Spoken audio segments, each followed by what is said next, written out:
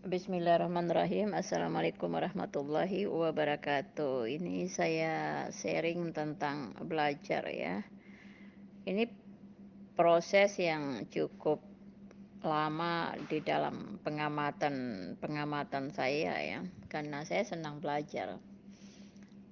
Mungkin belajar saya tidak sekedar belajar melalui buku, tapi belajar melalui pengalaman kehidupan, baik pengalaman saya maupun pengalaman orang lain. Nah, di dalam proses belajar itu kita menyerap informasi menjadi pengetahuan kita. Nah, kadang hanya sampai pada state itu saja. Misalnya kita belajar sesuatu. Ya, dalam belajar itu yang tadinya kita tidak tahu menjadi tahu. Nah, ketika kita belajar itu juga, oh ternyata saya tidak tahu. Semakin belajar, oh ternyata saya tidak tahu. Itu dalam tahapan awal ya, oh saya tidak tahu. Nah, saya tidak tahu ini untuk menyatakan, menggambarkan ketidaktahuan sebelumnya. Nah, ketika sudah belajar, oh tahu. Nah, apa yang dipelajari ini baru akan masuk dalam tahap mengerti ketika apa yang dipelajari ini dilakukan, dipraktekkan. Baru mengerti, dicoba, baru mengerti. Dilatih lagi dalam tahapan yang lebih dalam lagi, oh baru paham. Nah, semakin diamalkan, ilmu apapun semakin diamalkan, maka akan semakin paham. Setelah semakin paham, maka muncullah kesadaran. Kesadaran pada setiap individu ini berbeda-berbeda sadarnya, waktunya, kadarnya, kedalamannya. Walaupun kita mengamalkan ilmu yang sama, dalam pengamalan inilah muncul kesadaran itu. Dan karena di dalam mengamalkan kita menyatu dengan ilmu yang kita pelajari untuk dipahami, untuk dimengerti. Nah, semakin sering diamalkan, maka muncullah kondisi kita sadar.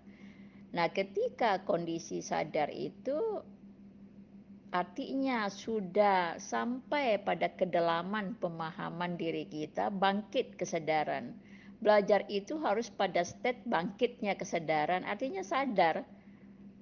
Kalau dikatakan, kalau Buddha Siddhartha mengatakan, aku adalah orang yang sadar ketika bangkit dari meditasi itu.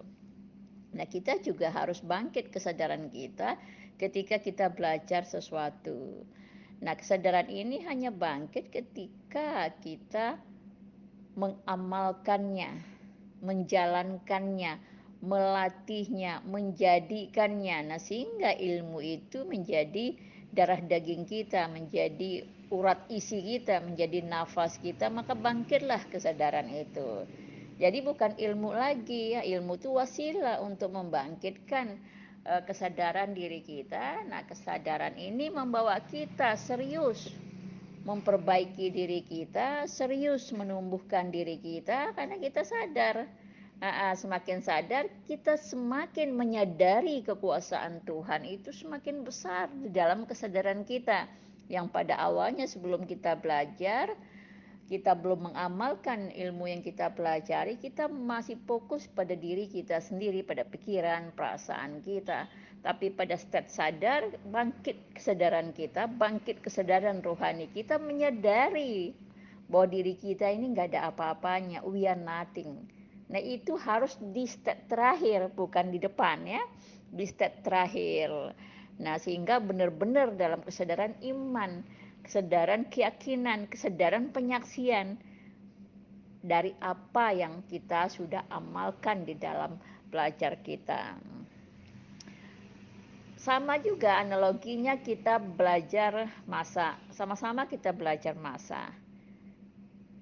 Nah, semakin kita praktekkan, tentu semakin mengerti, semakin paham, oh semakin menyadari, oh kalau begini nih begini begini, sehingga muncullah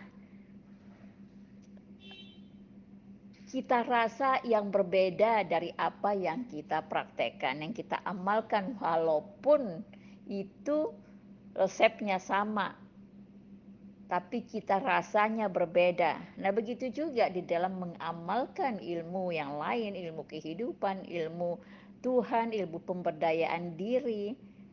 Cita rasanya walaupun kita mengamalkan hal yang sama, cita rasanya itu pasti berbeda.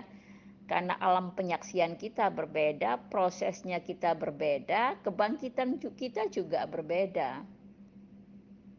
Nah, jadi tidak ada yang instan di dalam proses untuk sampai pada level sadar itu. Jadi kadang orang belajar hanya sampai pada state mengetahui saja. Karena dia tidak mengamalkan, maka tidak akan mengerti, apalagi paham, apalagi sadar. Jadi senangnya belajar, mengetahui, dan di state ini orang ilmu yang dipelajari menjadi perdebatan, menjadi hiasan semata. Oh, dia tahu, dia tahu, dia tahu. Nah, hiasan semata yang digunakan untuk keperluannya, entah untuk apa, untuk ini, untuk itu. Sebatas pengetahuan semata, tidak membangkitkan kesadaran dirinya, apalagi membangkitkan kesadaran orang-orang yang diajarkannya. Jadi ada proses di dalam setiap ilmu yang kita pelajari, ada tahapan-tahapannya untuk menembus diri kita sendiri.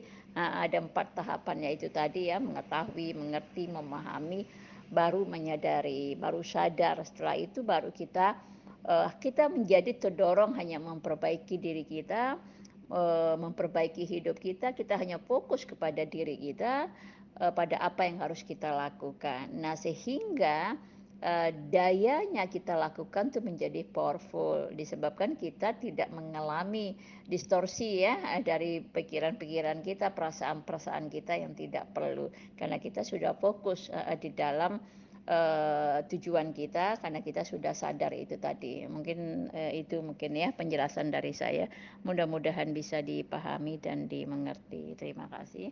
Assalamualaikum warahmatullahi wabarakatuh.